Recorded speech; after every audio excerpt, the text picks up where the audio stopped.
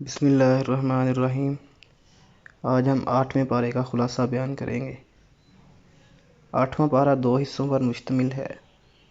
پہلے حصے میں سورۃ الانعام ہے اور دوسرے حصے میں سورۃ الاعراف ہے۔ اس پارے کے شروع میں شیاطین، جن اور انس کے بارے میں بیان کیا گیا ہے۔ کائنات کو عبرت کی آنکھوں سے دیکھنے کے بجائے جو حق کے منکرین ہیں وہ معجزات دیکھنے کا اور دکھانے کا مطالبہ کرتے ہیں۔ فرمایا گیا کہ اگر ان کو وہ سب معجزات بھی دکھا دیے جائیں، فرشتے ان کے سامنے بھی لا کے کھڑے کر دیے جائیں، اور اگر ان کی بات مردوں سے بھی کروا دی جائے تب بھی یہ ایمان لانے والے نہیں، اور اس کی وجہ ان کی جہالت اور ہٹ درمی ہے۔ نبی صلی اللہ علیہ وسلم کو بتایا گیا کہ یہ شیطانی قوتیں جس طرح آپ کی مخالفت کر رہی ہیں، بالکل اسی طرح گزرے ہوئے انبیاء کی بھی کرتی رہی ہیں۔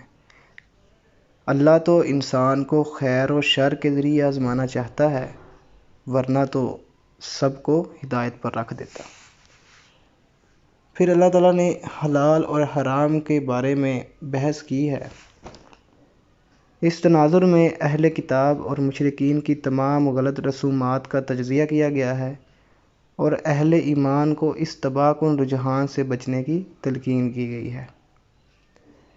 پھر اگلی 2-3 آیات کے اندر اللہ تعالیٰ نے حرام اعمال جو ہیں ان کی تفصیل بیان کی ہے، جن کا کھانے پینے سے تعلق نہیں لیکن صریح حرام ہے، جن میں شرک، والدین کی نافرمانی، اولاد کا مفلسی کے ڈر یا کسی اور وجہ سے قتل کر دینا، فحاشی وہ ظاہراً ہو یا چھپی ہو، کسی کا ناحق قتل کرنا، یتیم کا مال کھانا، ناپ تول میں کمی کرنا، بے انصافی کرنا، عہد کی خلاف ورزی وہ چاہے بندوں سے ہو یا اللہ سے ہو، سیدھے راستے کو چھوڑ کر دوسرا راستہ اختیار کرنا۔ پھر اللہ تعالیٰ نے اگلی 2 آیات کے اندر نبی صلی اللہ علیہ وسلم کو مخاطب کر کے تمام انسانوں کو زندگی کا مقصد بتا دیا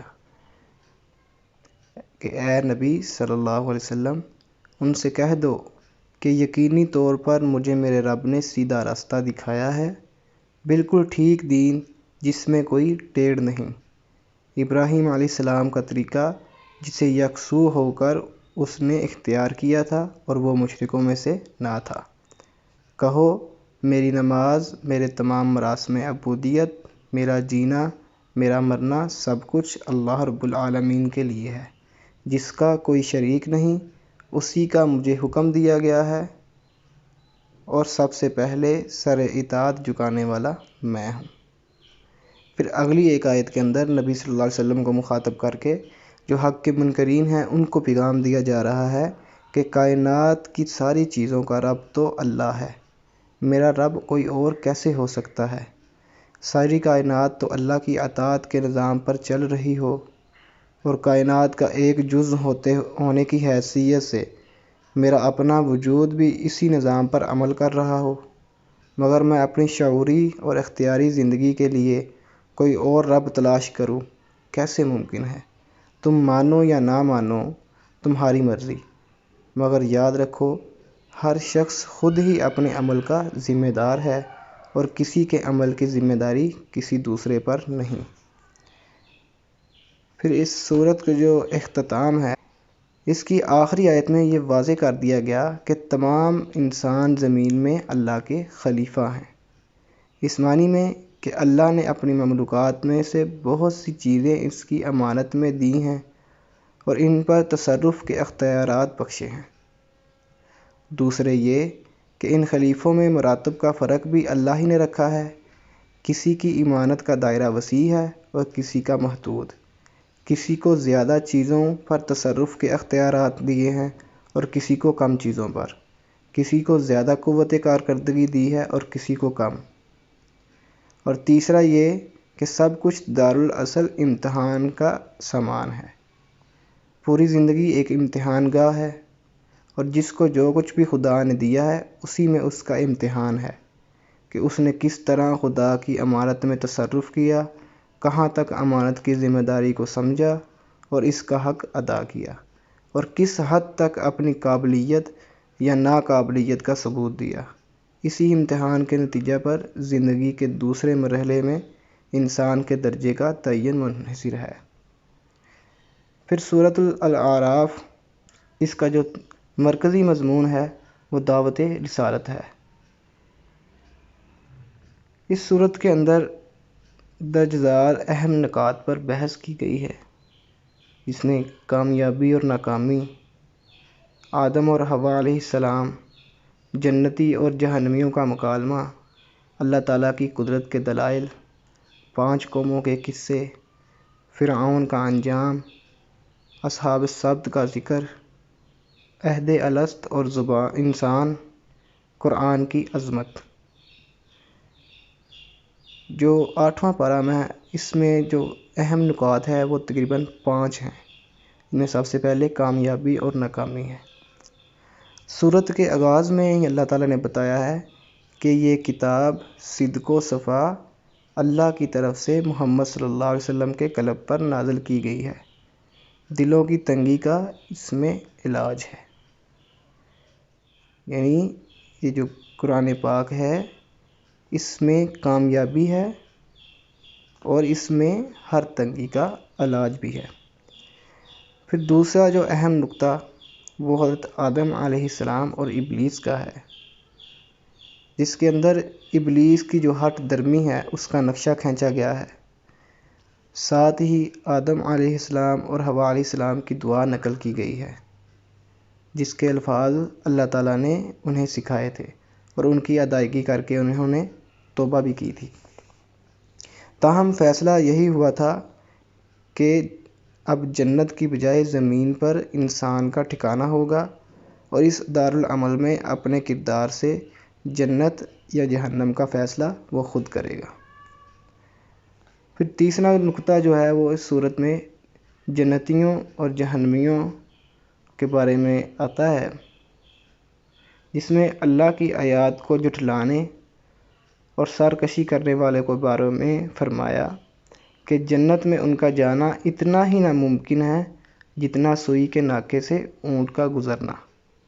جنتی کہیں گے ہم سے تو جو وعدے کیے گئے تھے وہ پورے ہوئے، کیا تمہارے ساتھ کیے گئے وعدے بھی پورے ہوئے؟ جہنمی اقرار کریں گے۔ پھر اگلی آیات کے اندر اصحاب الاعراف کا تذکرہ ہے، ایک گروہ، اس کے بارے میں بتایا کہ ایک ایسا گروہ ہوگا جو نہ جنت میں ہوگا نہ جہنم میں، وہ درمیانی مقام پر ہوگا، جنتیوں کو پکار کر سلام کرے گا اور جہنمیوں کی جانب دیکھ کر دعا کرے گا کہ اللہ ان سے بچا۔ جہنمی جو ہیں وہ جنت والوں سے کھانا پینا بھی مانگیں گے، مگر جنتی ان سے کہیں گے اللہ تعالیٰ نے کافروں پر اپنی نعمتیں حرام کر دی ہیں۔ اللہ فرماتا ہے کہ آج ہم ان کو ایسے بلا دیں گے جیسے انہوں نے ہماری آج کی ملاقات کو دنیا میں بلا دیا تھا۔ جو چوتھا اہم نقطہ ہے وہ اللہ تعالیٰ کی قدرت کے دلائل ہیں۔ اللہ تعالیٰ نے اپنی تخلیق اور تسخیر کائنات کا ذکر فرمایا، ساتھ ہی یہ نقطہ بھی بتا دیا کہ خالق وہی ہے تو حکم اور قانون بھی اسی کا چلے گا۔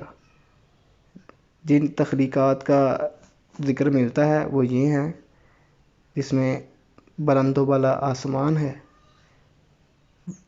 وسیع و عریض عرش ہے، رات اور دن کا نظام، چمکتے سورج چاند اور ستارے، ہوائیں اور بادل، اور زمین سے نکلنے والی نباتات۔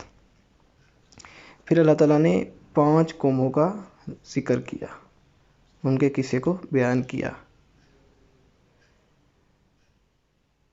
جن میں انبیاء کرام کے احوال اور ان کی دعوت، عزیمت اور ان سے متعلقہ قوموں کی نافرمانیوں کی تفصیلات اور ان کی پاداش میں دنیا میں ان پر عذاب کے احوال کا ذکر اللہ تعالیٰ نے ان چند آیات میں کیا ہے۔